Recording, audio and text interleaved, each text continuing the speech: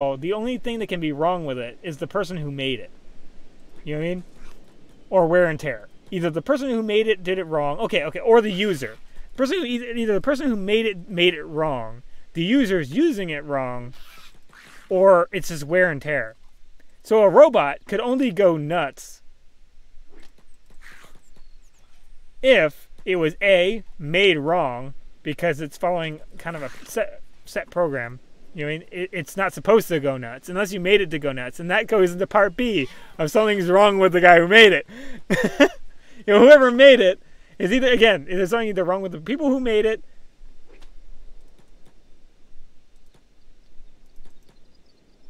wrong with the conditions in which it's in, like poor conditions, or the person using it. I mean, it's the same thing. I mean, you wouldn't expect your vehicle to, like, you wouldn't expect a car to suddenly gain sentience and go, you know what, that was an intended development. I expected this, 100%.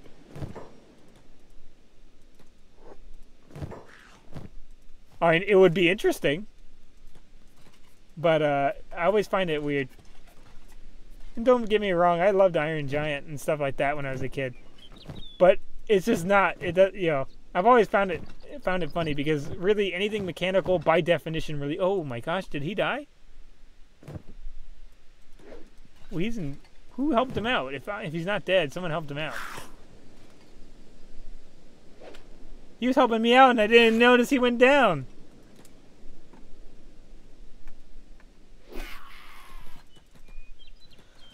Now, I think they even added a new term like generalized AI to differentiate, because technically AI would have no human personality. Like generalized AI would be the closest thing to actually having some kind of human replicative personality. But I always thought that was funny. Like in Fallout 4, I liked playing the Fallout series. I like playing a lot of dystopian kind of things. But I always thought it was weird that, that the argument became, that they're people because they have personalities. I always thought it was weird because they're people. Like the best argument that for me, if you wanted to argue for the sense in Fallout, the best argument is they're human bodies, animated, they're animated human bodies, and thus they may be in a way, because the whole thing is they were actually real bodies, but they just had something in their brain controlling and adding impulse. And you can make an argument in that case, but if they were totally mechanical, then they're not people. I've never understood that argument. And I guess that's why, like, skeletons are awesome in this game. Skeletons are awesome. Don't get me wrong, and I love the droids and Star Wars and everything like that, but I always found it funny that people ever kind of bought into that. I don't really see how you can make that mistake. I always feel like maybe it's people. It's the same reason I think people play, like, sometimes people like playing games with, like, companion characters. It's because you want to have some kind of, persona to bounce off ideas from. But it's not a real person and stuff like that. And it can be fun, but I think that it can kind of get a little bit weird.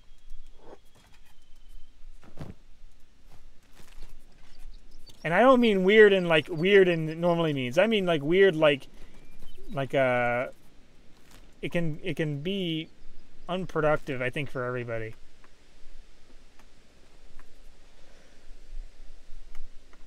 Because then I think that you get into way more philosophical arguments than you really want to be getting into. You know what I mean? Because if you really want to extrapolate from that, you could be extrapolating that everybody's a meat mech. Yeah, and being driven by a brain. And I've seen that, and I'm not, to credit the internet, I've seen that as a joke before. But, in a way, if you really want to extrapolate, you could make that assessment if you try to be so, what do you call it, broad with its terms. But yeah, you theoretically, even if like something mechanical, theoretically, whoa, we're in trouble. We just ran straight into a wolf. Swim. We're gonna go down the river. Hey, go down the river, please. You know what? I probably deserved this. Okay, we're gonna need someone to come save us. Swift, come help us out. You can't eat us while we're in the water, so we're good. We won't drown, fortunately. Is anyone gonna come help us out, or nah? I think that's gonna be a no. I think we're gonna just have to wake up. Oh, we might not be able to. Turn off jobs. Come here. We need a rescue. We may get bad enough. Hold on. I don't know. We might get better enough to wake up on our own. Kind of worried. Now, they won't take us prisoner, fortunately. But I don't think they'll help us out. Oh, Hiver. They're gonna really mess with this guy. Really? They let him go? I'm extremely surprised. Okay, this is bad. We're in water, so we can't... Okay, hold on. We're awake now. Get that wolf if you see him. I didn't get his tag number. I don't know. Can't tell you where he went. Oh, please tell me that's him.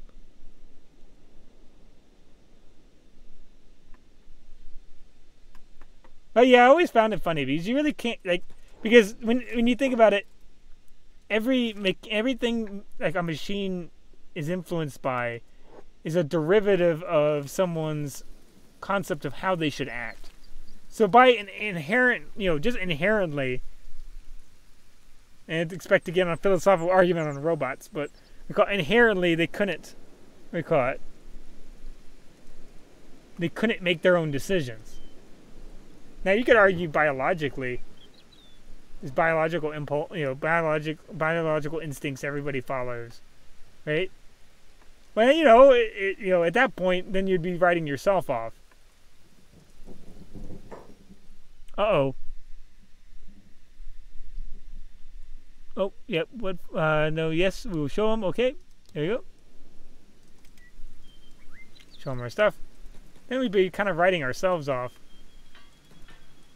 And no philosopher, and no. There's a joke. There was actually a philosopher where the whole thing is that his I think it was his son became. They wonder why his son became like a Buddhist. I think his son became a Buddhist, and they were like, well, why did you decide to do that? Because he had a philosopher thing, and he literally did it just to spite his philosopher dad, because he was like, well, the only one who came to the house happy was a Buddhist. So at that point, I think that philosophy has a limit. Oh, okay, hold on. To some extent, if your philosophy destroys your existence, it doesn't matter. Kamo is a very interesting if you want to look into. Philosophers can get cool. Kamo is one I like to look at a lot. Not everything with Kamo, but I think the primary thing is the whole thing with Kamo's concept of basically that you can't get a zero. By that I mean is you can't end up with a situation that negates yourself, your existence. So in that way, basically at the time of Kamo, every philosopher was basically had an infatuation with the idea that they had to get rid of themselves. They had to get rid of themselves because there was no point in living, right? Because because I can't recall it, because I can't do because I forgot exactly what it was at the time. A lot of philosophers were basically arguing that the only way not to do anything wrong would be not to live at all, and so that it's best not to live, kind of thing. Which is a redundant choice, because basically that's like going to a math. That's like going to a math board, and there's 2 plus 2 on the board, and then putting 0, or doing something like that. You don't answer the question. You're just You're just avoiding the question. You're avoiding making an answer by getting rid of the ability to make an answer. So, or not even getting rid of by throwing out the thing. It'd be like if you're like, should I eat cake or should I not eat cake? And rather than eat cake or not eat cake, you buy pizza. You know what I mean? It's redundant. You haven't answered the question. You know what I mean? Well, I guess you could say you decided not to eat the cake. But it'd be like then cutting the cake, bringing it over to the pizza, and then sitting there still. You know what I mean? It's redundant. A lot of philosophers basically hit a brick wall, and a lot of what they were going through at the time. And I think that's why I think Como deserves at least some respect in that regard. And in the I'm saying his name. I'm probably butchering his name. I'm totally probably butchering his name. But what do you call it? In some respect, in the sense of that. Now, I wouldn't agree with everything but that's me personally. That's up to you to make your own personal decision on whether you agree everything with a philosopher. Trust me, me and Nietzsche have a love-hate relationship. I both hate Nietzsche and respect Nietzsche at the same time. Nietzsche is both. I've never read something that has both been so obviously idiotic and obviously intelligent at the same time. But on one hand, it's like, I think I mentioned this before in our previous episode, and you can kind of see it in Kenshi, where like the whole idea of what does not kill me makes me stronger.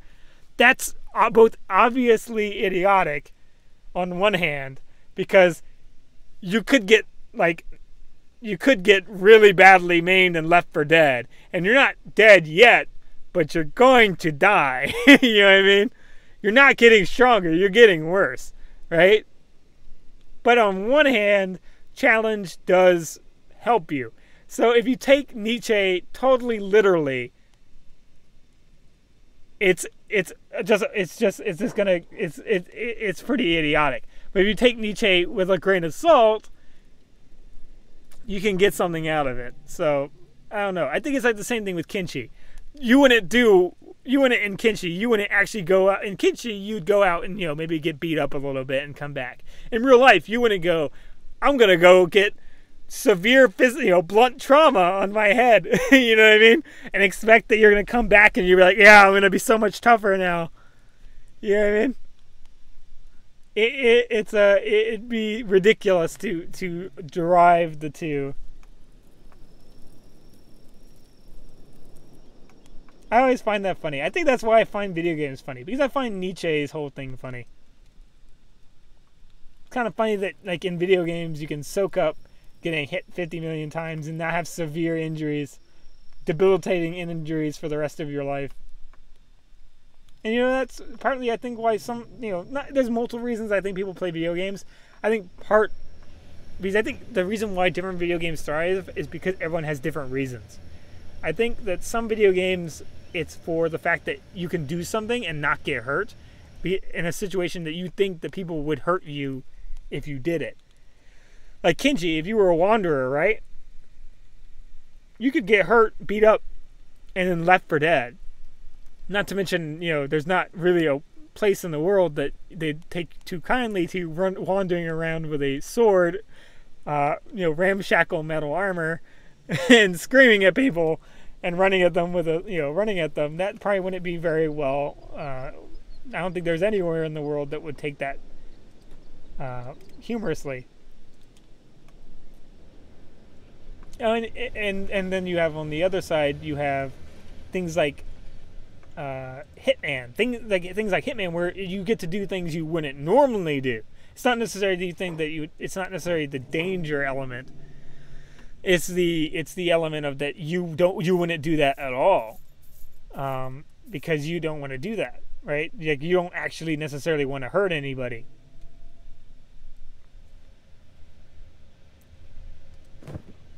So you get to do something. You get to kind of do things that you wouldn't normally do.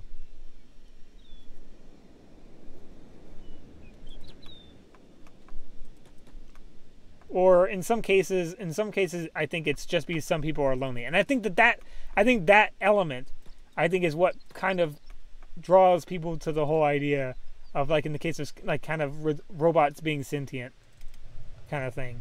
I think that's what really is the main attraction. I think honestly, and I think that there's a level of that's where also the hope for aliens and stuff like that comes into, where people are kind of always hoping that there's something out there or something like that. And I think that comes into the fact that, generally people in that situation don't have necessarily the best expectation out of humanity. The thing is, like, I think that generally, I I don't think a lot of people automatically think that loneliness means people don't have friends, and I think that's very much the opposite. It could just mean that the people that just could mean very much that that they just don't like people, and I think that that's a worse situation to me personally. I think that's a worse situation because I think that means that they're not going to be satisfied with people, and I think that's in the situation with with the whole thing with I think I got out of Kamo. The Kamo philosophy is there's no point in kind of agonizing over something that if it's the case. There's no real point in agonizing over it. Do what you find fun. Enjoy what you enjoy. And don't try to have a sour opinion on people. And don't try to find people in things that aren't people. Or don't necessarily try to replace bad things in your life necessarily as much as find what you like. And I think that would be a good lesson to learn. It's funny, I feel like every other episode now I think we get onto philosophy. But I enjoy it. Oh, I think we actually ran a little long. I enjoy chatting and playing video games, so I think that this kind of is me finding what I enjoy. So again, if you guys want to do this too, go and do it. You know, and if you want to stream, go and do it. If you want to paint, go and do it. Because there's no. Okay, now we have 2 people hiding outside our door. Don't get me wrong, this may be a little paranoid, but I'm starting to wonder why now we're getting an ever increasing security presence outside our home. Okay, one's leaving.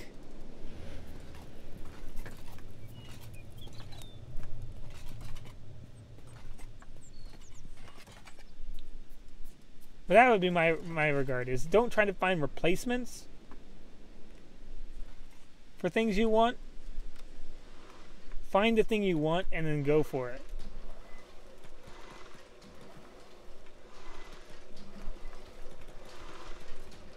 Because I think that, generally, I think that it's better off in the long run to try to do what you wanted to do.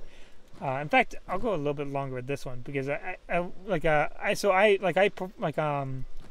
RTC and I actually went on to a national level, but 35 people, 35. I don't remember if it was the solos or the tandems, but I got 35. I was 32nd or something, or not 32nd, 34th, or I don't remember the exact number, but I was second to last in the group. I think it was the tandem.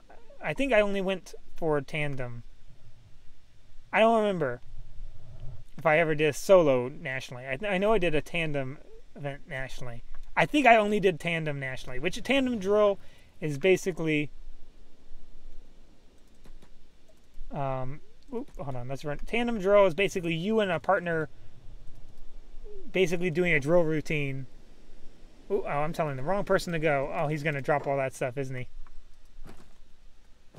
No, he's not. He hadn't. That's good. But you and a teammate basically goes through a drill routine, right? And you get graded on it.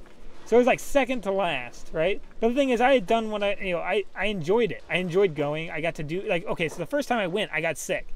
So the thing is, I missed it. And the thing is, on one hand, I was relieved because I got sick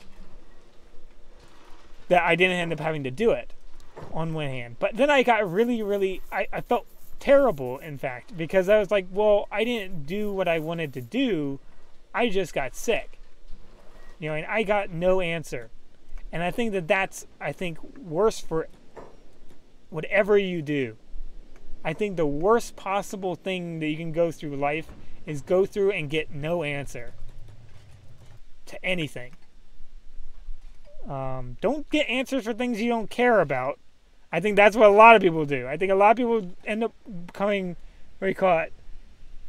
crusaders for causes they don't care about, and they really want something else, right? But they don't want to get it the way they want to get it, and so they find some roundabout way to get it that they hate.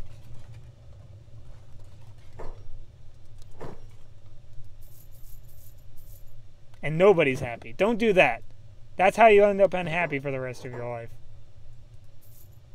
That's the quickest way to end up unhappy for the rest of your life, is find a roundabout way of getting something you want, but not the way you wanted to do it. Sometimes you have to make those compromises, right? But try to do something you're least intrigued into. Like if you like, and like if you like being social, teaching is a way. Teaching could be a way that you could, express that. If you like being intellectual or social, right? If you if you like tools, do a job that involves tools. It might not necessarily be creating tools, but it's close. You get to be involved in your passion in some way. I was a PA on a movie set for a very small movie. Not to degrade to degrade the movie in any way. By small movie, I mean like a small team. I think everyone there was pretty cool. So not saying small not saying small to kind of not to belittle it. But I was a PA, and I actually had to take care of a junkyard dog for part of it. I helped with lighting in one part of it, and I had to take care of a junkyard dog for the other part of it, because one scene was being taken place in a junkyard. But I got to, and in the end, I got a lot of food. But the thing is, I enjoyed that. I didn't end up being some big name in the thing, right? But I got to be around something I enjoyed, because at the time I was learning how to do creative writing and stuff like that. So you don't necessarily. It's kind of like, as cheesy as it sounds, it's kind of like that saying with we call it shoot for the moon, and if you don't make it, it's so cheesy I can't even repeat it. But you get my point. Is that you end up at least seeing it. You get a nice side view of the moon. I think that's a better analogy. Maybe get to orbit the moon a little bit. But that's still a heck of a lot better, if you ask me, than going through life wanting to do something and then not even trying. I mean, if it involves you having to do something that you don't even want to do, then yeah, that's fine. But if you wanted to do it, give it a shot. And you can't screw up that bad if it's something non-harmful.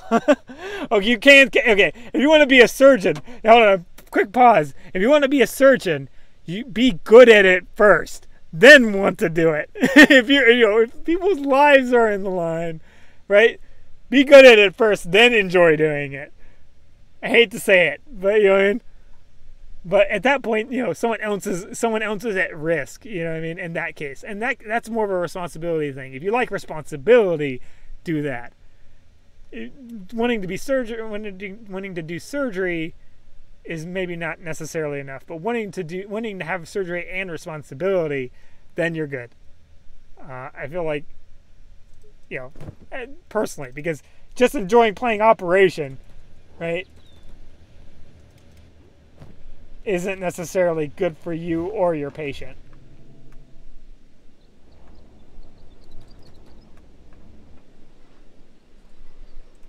So just do what you like. And we're going to bring everybody here. Do what you want to do. Or do what you need to do what you want to do. That's another option. If what you want to do, there's no way you can make it profitable, which nowadays seems kind of hard to believe, because almost everything's profitable nowadays. Somehow, wasn't given enough time.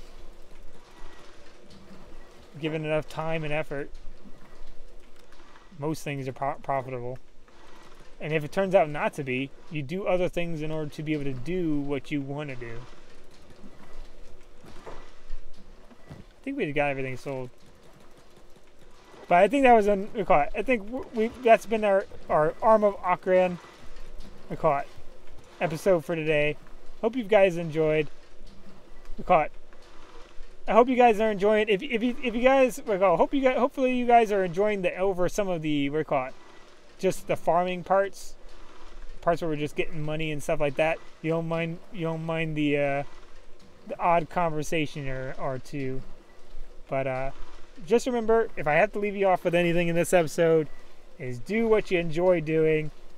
Find a way to make it work for you, and if it can't work for you, do what you need to do it, if that makes sense. Like, if you like playing video games and you can't find a way, if you can't find a way to making it profitable, do something that can mean that you can make the money in order to buy the video games you want. So stuff like that. So hope you guys enjoyed it. Hope you guys had a great time. So see you guys all later. All right, bye.